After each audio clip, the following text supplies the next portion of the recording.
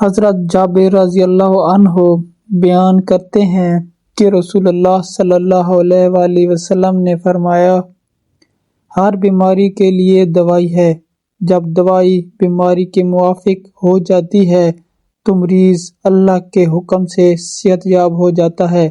مشکوٰۃ المصابیح حدیث نمبر 4515۔ حضرت ابو سعید خدری رضی اللہ عنہ بیان کرتے ہیں کہ ایک آدمی نبی پاک صلی اللہ علیہ وآلہ وسلم کی خدمت میں آیا اور اس نے عرض کیا، میرے بھائی کو پیچس لگے ہوئے ہیں۔ رسول اللہ صلی اللہ علیہ وآلہ وسلم نے فرمایا، اسے شہد پلاؤ۔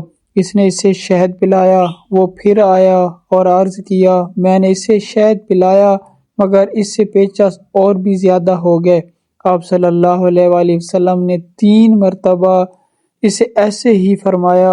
پھر وہ چوتھی مرتبہ آیا تو آپ صلی اللہ علیہ وآلہ وسلم نے یہی فرمایا، اسے شہد پلاؤ۔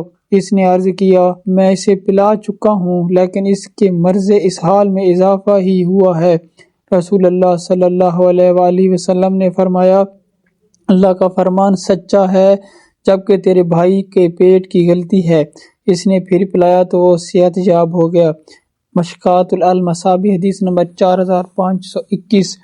حضرت ابن عباس رضی اللہ عنہ بیان کرتے ہیں کہ رسول اللہ صلی اللہ علیہ وآلہ وسلم نے فرمایا، شفا 3 چیزوں میں ہے، بچھنا لگوانے میں، یا شہد پینے میں، یا آگ سے داغنے سے، اور میں اپنی امت کو داغنے سے منع کرتا ہوں۔